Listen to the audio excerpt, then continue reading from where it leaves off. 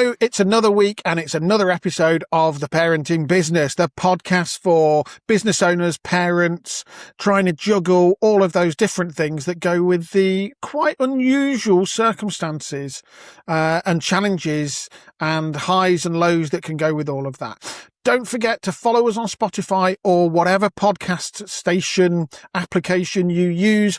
Do also feel free to get in touch with your stories or top tips about how you balance your parenting business. You can either leave us a comment or drop us an email at podcast@parentingbusiness.com. Also, if you like what you hear, please share the podcast with other parents and business owners. And don't forget to leave us a 5-star review to help us spread the support. And with that, let's get on with this week's episode. Hello, Ben. Hello, Stuart. We're recording a bit different today, aren't we? We've gone to a bit of daytime recording. In true parenting business style, obviously, when your kids play up and come first, everything else has to be, shall we say, reshuffled.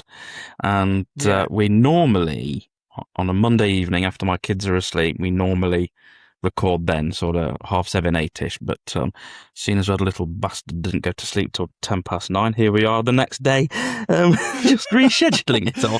And then the actual work I should have be doing now, I'm going to fit into tomorrow somehow.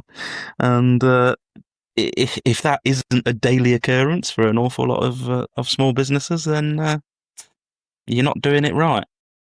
I'm just thinking about something. I remember a bedtime story you read a while ago. Yeah. To our audience. Did you read that to your son last night? I was pretty tempted. I was thinking it, if nothing else. But no, it happens every now and then, doesn't it? So. Well, that's parenting. I Yeah. suppose one of the positives about running a business is that you get a bit of flexibility, or you can make flexibility to do this sort of thing and record a podcast when everybody else is working. Yeah, we typically work 60, 70, 80-hour weeks, but we can be flexible with them, 50% more than everybody else we can do them whenever we like. Yeah, we can do them at 2:00 in the morning. But exactly. I mean, most of us start a business to have more money and more spare time, and we tend to get neither. Yeah, I all think part it has and the opposite. parcel. All part and parcel. Anyway, you don't need to worry about But me. we're chasing the dream. Chasing the dream. Yes, or the nightmare as it turns out. How's your week? Tell me your highs and lows right, from the last 7 days. Well, the highs was a lovely moment where I walked into a room, sat down in our front room, and my twins are sat there, look at me, grinning. They put a cushion over a tummy, big grins, and says, Daddy, guess what Disney princess is on my T-shirt? And just that mindset of they're now running their own entertainment in terms of, I'm not trying to find them things all the while. It's not, shall we play I Spy? They've come up with their own little game, and that was nice. Yeah. So, it nice. took me a few goes, turned out to be Rapunzel, and then the other twin, guess who's on my socks? From the other twins, for fuck's sake. But it was lovely because it was totally all on them. There was no, can we do this? We want to do that. Can you sort this? Can you sort that? We need the other.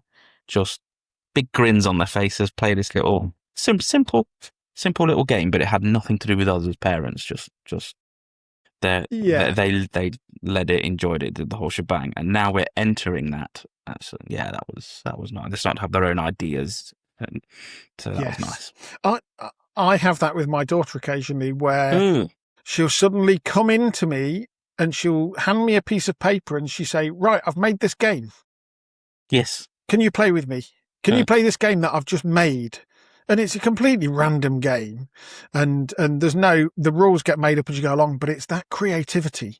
It's that I've done this without any input from anybody else. I've come up with the concept. I've come up with with how it's going to work. And I've created the entire game in my mind and in physicality.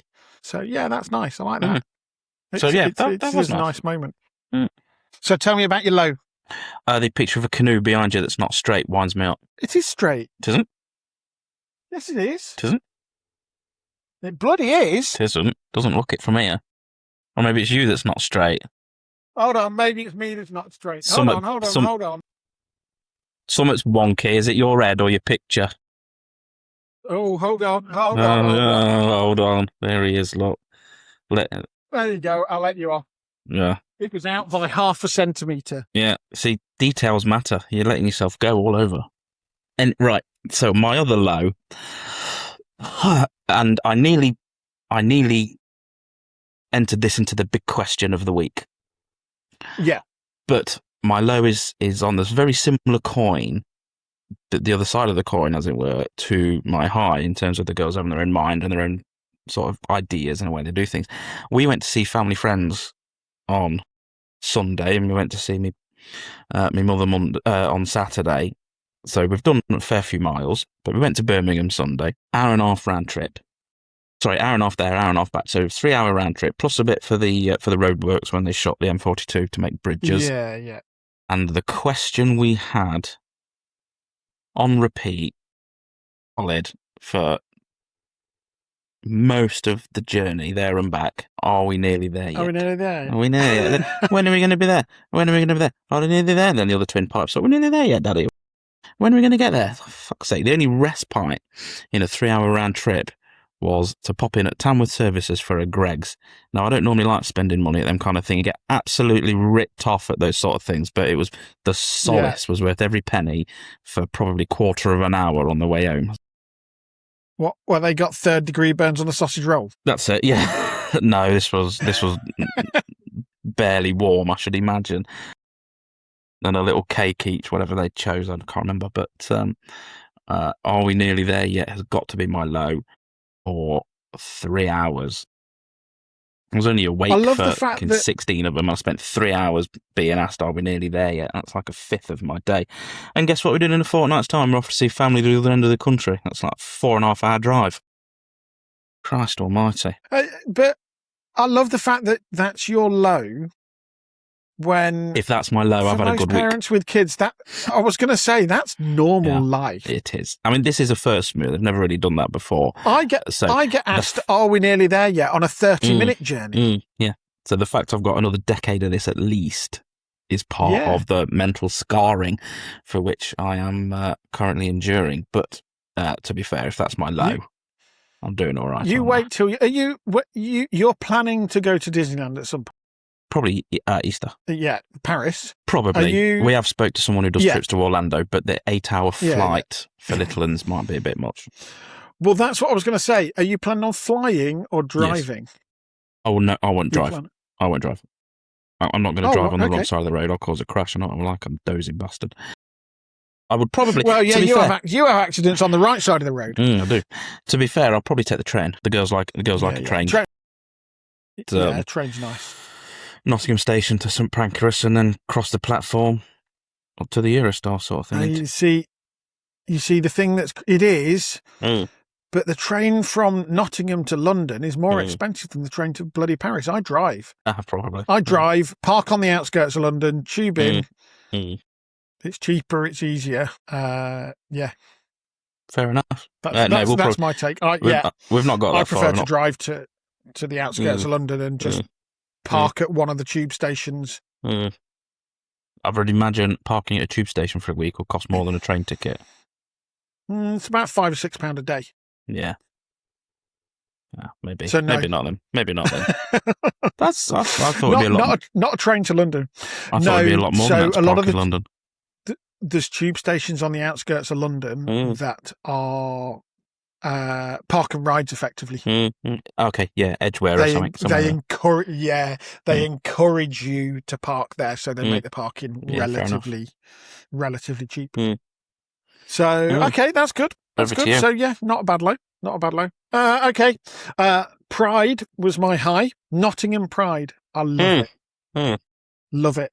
I've taken my daughter for the last 2 years. That I've been able to partner and her lad this year. We went with. It fell nicely because it was the day after the last day of term for school, which meant friends from school came along as well, and we kind of just made a day. It was really nice. Love it. It's just such a fun, happy, friendly event, and it's bonkers. It's absolutely bonkers. just because of the eclectic mix of what people are wearing, the different groups, yeah. It is somewhat So that's nice. That was my flamboyant, high. for what I gather. Yes. Yeah, it is. There's certainly some things that you wouldn't ordinarily see, unless you're mixing in the community regularly. Imagine there's an awful lot of things I wouldn't normally see there. But it's just such a lovely atmosphere. Everybody is in a party happy mood. So yeah, and every walk of life, you have huge retailers, will be part of the march. The fire service were there, part of the march. Big brands like Next, Boots, Jet2 Holidays, all have cohorts there. Primark, big national and multinational companies have cohorts of staff there enjoying it, and they support their staff to go, and I think that's brilliant. So yeah, that was my high. It's such a lovely event. My low, it's the usual thing, and funnily enough, you mentioned it, 60-hour week odds. It's just there's not enough hours. I've got so much on at the minute with, different businesses, with trying to get things ready before taking a break, before going on holiday, with the family. It just feels bonkers. And there's no end in sight until the point that I get in the car and start driving to go on holiday. Where are you going? Oh, we're only going to Isle of Wight. That's right. Well, I say only. I love the Isle of Wight. Yeah, it's nice. It's really, really nice. Still overseas, isn't it? Well, to be honest, for the kids, that's why I do it. Because it feels a little bit more of an adventure. You're going on a boat. On a ferry, yeah. And yeah, it feels like you're leaving the country. And I really like that. And I love the Isle of Wight. I think I've said before, because we're there for Cows Week. Yeah, I like Cows Week. Yeah. Got escorted off the Isle of Wight at Cows Week a few years ago. I seem to remember you telling me that. Yeah. Have I said that before? Yeah, I think you have. So bore everybody again then. So yes, I am on holiday next week, and funnily enough, we were just having this conversation about it's the summer holidays. Do we take a break from the podcast to spend more time with family in the summer holidays? We could take a break. We could find a guest host, I dare say. Might have one or two people springs to mind. Do you think you can manage the back end and editing? No. So who's editing it? But given last week, neither do you. Well, look, I missed one thing because I was editing at 2:00 in the morning. I don't think you edit on day of release. I don't think you ever edit them. It just sounds to me like exactly as I recall recording. Hold on. How do you? No, I have to edit out all of the pauses and breaks in conversation and this, that, and the other that we sometimes end up having. I try not to edit. I try to keep it quite raw in terms of the fact that we're completely unprofessional and it's haphazard and we've not planned stuff and we'll babble on about things. So I try not to edit that out because, well, we'd only have a 2-minute episode if I edited all of the babbling out. But I do actually edit out the pauses and, the stuff that would turn it into a longer episode. Yeah, I've only enough somebody's or if, yeah.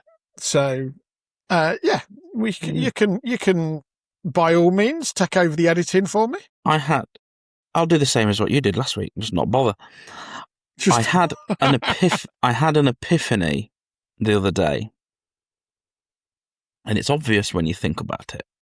But I need to try and work on a few things, as we all do. But one of which is maybe being a bit more respectful and polite when you're wound up. Because something that entered my mind, quarter of an hour or so after I pissed somebody off, given how much love and cherish I have for my own children, even though they can be twats at times, that's someone I've just spoke to is someone else's baby. Yeah. Isn't it? Yeah. So, yeah, I think something we to sometimes consider. forget that. It's that thing of, how would you feel if somebody spoke to your child like that? Now, to be fair, I was only sarcastic. So I was in a post office and I was the only person in. And I brought some A4 envelopes and I had some things to send to the accountant. So I brought my envelopes over and she says, you got to do it separate transactions. The envelope and the post office. Right. Paid for my envelopes and then goes to take the wrapper off and write the address on. And she says, can you go and stand and do that at the desk over there? I was the only one in the post office. So I get it if there's a queue of people, but if a queue of people behind me, I totally get it because I'm going to be a couple of minutes farting about, aren't I? Get it? Yeah. So I gave her a bit of a look round at the non-existent queue, looked at the person on the cashier next to her, looked back and went, yeah, okay. And I went, took it out of the packet, filled in the address, blah, blah, blah, sealed it, brought it, stood in the line where the queue would be, should there be one, this please stand here and wait to be called to your cashier sign. And I probably stood there for only 10 seconds, but those 10 seconds were like, why did I just have to do this? So I get to the little desk and so I said, first class delivery doesn't have to be signed for anything, just second class is fine. And having watched me put documents inside, having typed in it. Got it. She typed in Newton's accountants. Yeah. And it says, can I ask what's in it? We just have to check there's nothing on the prohibited list. And I looked at the prohibited list, firearms, ammunition, chemicals. I got as far as chemicals, looked back at her, it says it's my urine sample. So my little sarcastic humour, which kept me entertained, earned me daggers. And I paid me I paid me £7, whatever it was, and Julie got tuttered out of the post office. And it's just that element of, I dare say she's took that as an insult, and it probably was a bit insulting, and there probably wasn't a need for it. Maybe. And I don't know. I don't think that's too bad. I don't know where I got urine sample from. It just came to my mind. But you see, I wouldn't have gone with urine sample. No, I would have gone. Well, if I had my time again, I probably wouldn't. See, I would have gone. I've fallen out with your accountant. It's ricing. Yeah. I've just had my bill from the accountant. Can you help me seal it? Yeah. Anyway. Anyhow, I have a question for you. Yeah. Which. And then we'll move on. Well, we'll see. Do you ever feel like you're not enough? Regular, but so doesn't everybody. That is one of the most. I do. That is one of the most common fears there is. So most of us have something. I don't like snakes. I really don't like snakes. But some people it's heights. Some people it's whatever else it could be. Some people are allergic to certain things or don't like certain things. But a fear of not being enough, I think, drives so many people. I mean, without that feeling, I'd never start a business. Wouldn't need to grow it. I think, though, as a business owner, you feel it a lot more. Yeah. I think as business owners, I think most of us start businesses when we get to a point in life where we go, I could be doing better here. You look at others who are earning more, doing more, becoming more, and you think, well, instead of this dead-end job somewhere, I'll work for myself. That'd be better. Well, this is the thing, and I've had these conversations recently. I had them a long time in the past, and for me, I don't know whether it's me or whether it's, partners or whatever, or friends, or you said earlier about people start business. We start businesses thinking it's going to give us more time, more freedom, and more money. And actually, what it often gives us is less money, less freedom, less time. But yet we work constantly to try and build up a business to give us more time, more freedom, more money. So we end up working harder. We end up working more hours when partners or family or other people go, well, you're now spending less time with us. And have you ever questioned going back to just a 9 to 5? No. Yes, briefly. When it all went horribly wrong for me a couple of years ago, I thought, you know what, I'll just go and stack shelves, something simple, no stress, no hassle. Yeah. And might be a nice way of doing it. And then my wife reminded me that would drive you insane because your brain doesn't stop. So not for very long is the answer. We kind of condition ourselves based on right. So my 2-year-old recently, in the last 6 months, he's learned to walk and he's learning some words. And every time he makes progress, he gets a well done off me, off his mother and his sisters and whoever else, his grandparents, right? When was the last time you got a well done from your parents? That is what we are. That is what we are still striving for, even though we are in our 40s. Doesn't have to be every day. Doesn't have to be every minute. But when you stop doing the things, achieving the things, I achieved something helping my mother recently, and just got moaned at for doing it wrong. And it's like, well, fucking hell! It's the person who taught me to use a spoon and cheered when I started using the spoon, as that element of I'm still craving that in a way, not necessarily off, but off people. We're still craving a little bit. Oh, well done you. You've achieved, but we don't celebrate those wins. Everybody has positives and negatives, and the negatives that we're looking at are often an awful lot closer to our face, with the positives further away. Really, I shouldn't have moaned at you about that picture not being straight, but I should be applauding you. That looks better, mate. Well done. That looks a lot better. Yeah, well done, Stu. Celebrate the wins. Yeah, and funnily enough, I had a full day recently because I feel like, I'm sorry, I'm interrupting you, but I feel like that fairly often, probably every 2-3 weeks, something will crop up where I go, and I'll feel like that very often. And it takes me sometimes hours, if not all day, to snap out of that. And I bring other people down with me just because I'm in a bit of a mood. And 90% of it, more, is this inferiority complex. At the minute, I'm car hunting, as you know, and I've not bought one yet because I'm to-in and fro-in. And my first instinct was, well, I want another Jag. Why? I don't need a car for a few weeks, so I can really take my time. But why do I need another Jag? Who am I trying to please? I know why you need another Jag. Who am I trying to impress? Yeah, well, this is the thing. So I was chatting with my dad about this. My dad owned businesses, and he never had a Jag. But he worked with people or other people that he was in business with, or throughout his kind of career, always wanted a Jag. And I said to him, I considered a Jag when I just bought my new car. And he said, of course you did. He said, you're a business owner. And regardless of anything, business owners always have this idea that, a Jag, even a cheap Jag, but it's a Jag. It's a Jag. Well, the other thing is a Jag. It is. It's that Clarkson thing, isn't it? Oh, gotcha. It's a Jag. So tomorrow I'm going to go to a networking event. Most others are going to be in Teslas, Mercedes, nice motors, and they're going to be paying through the fucking earth for it. Do I care about driving what I pull up in? Not really.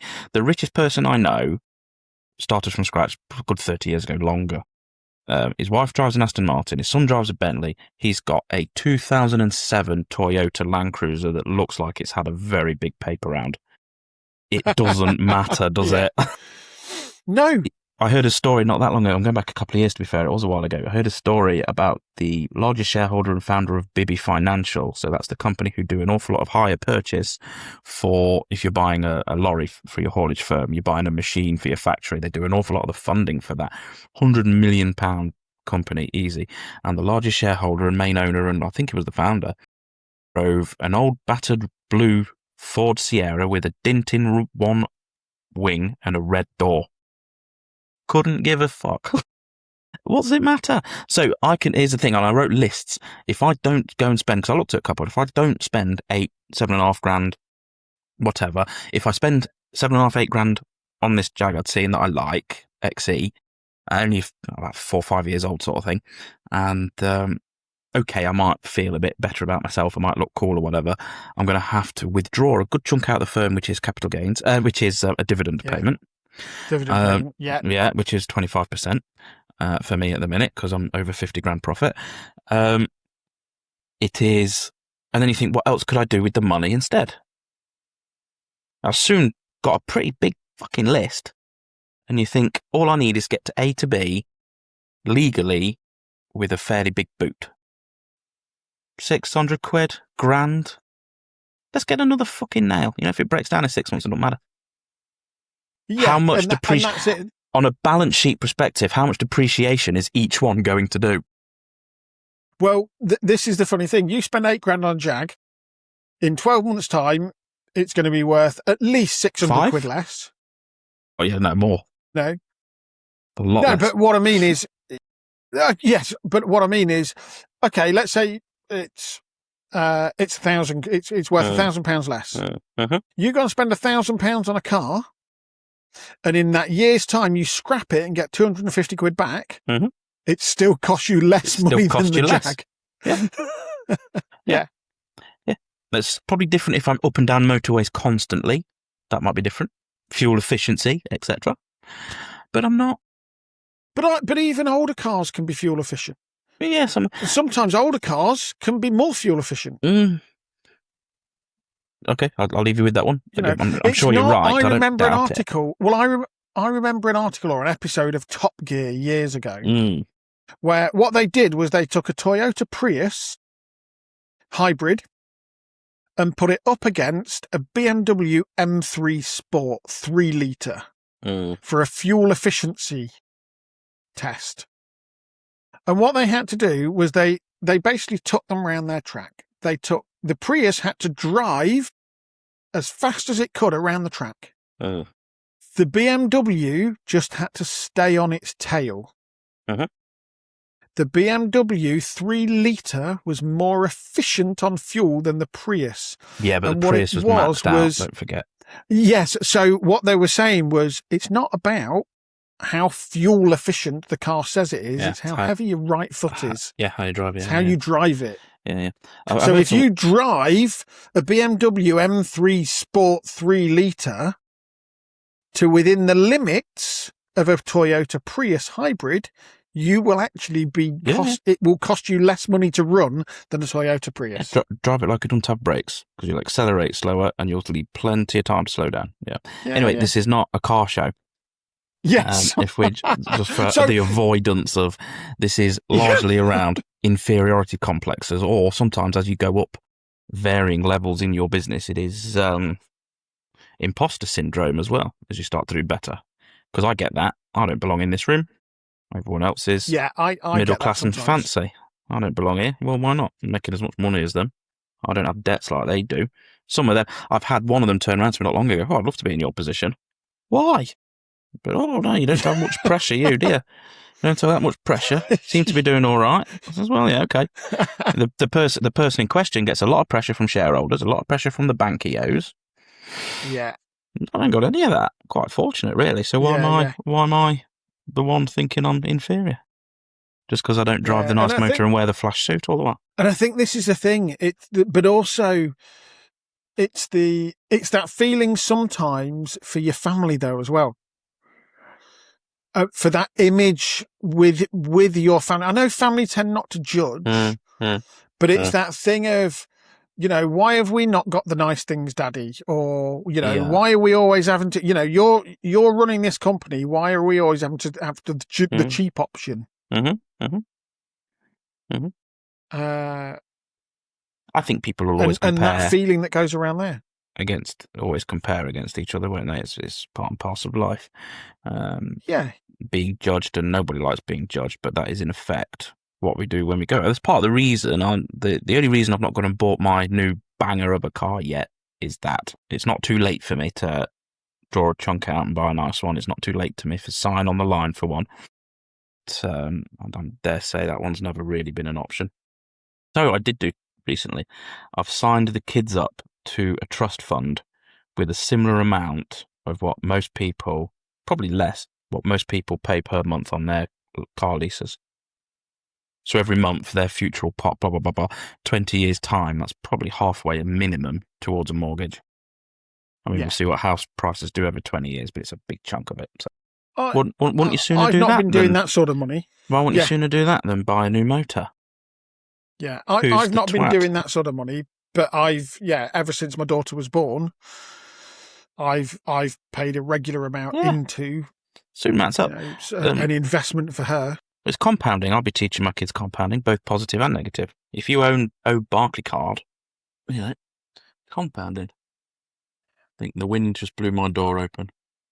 That's okay. We'll Either that or it's the ghost. Yeah. Yeah. As long as you don't put the willies up me. Excuse me. I know you're alone in the factory, but you don't want guys coming in and do that. Well, where did you spend Saturday? Anyway, it on before we get in trouble. I actually think we ought to crack on and we ought to get on for this. No, but just sticking. I ain't got a big question. Have you got a big question? I don't know. Have you got a big question this week? Are we nearly there yet? For a minute, yeah. I thought the big question was the end of the podcast. Yeah.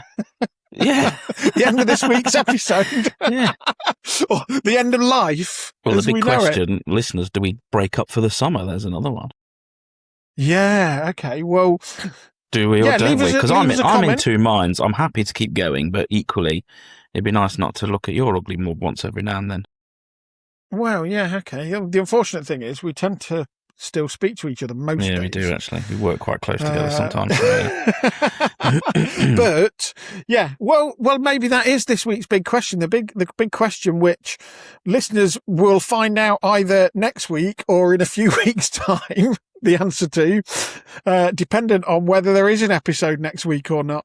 Well, no, we've got to answer last week's big question. That's right. That's what we're doing in this. We're answering your question. Oh yes. Okay, then go on then. So let's play the last record. week's big question. We'll play the recording. Big question was. Well, you asked about eating crayons and what colour would you choose? Yeah, I know, but I've not got a recording of it teed up. No, I know, but I'll do you one in a bit. Making sure you edit something this week. Come on, then. You just want to make things last longer for me and take up more of my time when I'm feeling like I'm not enough for my partner, my kids, and my business because I don't spend enough time with them. Yeah, because I'm editing fucking podcasts. You're not enough. No, you're not. You fucking didn't edit last week's. Or was it the week before? It might have been the week before. It was one of them. Oh, I don't bloody know. I think it was the week before. It was the week before. It all blurs into one for me. It does, doesn't it? Right, come on. I think we need to do a relatively short episode this week because I need to crack on and get things done. Yeah, because we're doing this in the middle of the day now, not in the evening. I know that you've got to get the willies up you at some point. So yeah, well, you're offering. No, I'm bloody not. God, then I'd really have an inferiority complex. No, I've got one. That's one of the biggest things that holds me back. Not knowing whether I'm good enough. That is properly one of the big things that holds me back in life. Yeah. And there's a lot of people. I'm not alone. Yeah. Yeah, I think it does. It holds me back a lot as well. And I question a lot as to whether I'm doing enough for family at times when I'm really busy at work. And I think it's a difficult balance, but I think it's about having honest communication with those people that you feel that way with. Certainly when it's family. So take it on anyway, go on then. Take it on one of your chins and move on. Yeah, one of the four. You got four now, have you? Yeah, always. Come on then. I want a joke from you. How do rabbits dry off if you've not got a bloody big question? How do rabbits dry off after a rainstorm? Turn to the hairdryer. Yeah. Right. If I don't see you till September. What's that? And on that note, it's time to end. I genuinely do think, let's just end it there. It's boiling hot in my office today. So, and you've got lots to do as well. So let's end this week's episode there. And listeners, we will either see you next Thursday or in a few Thursdays' time.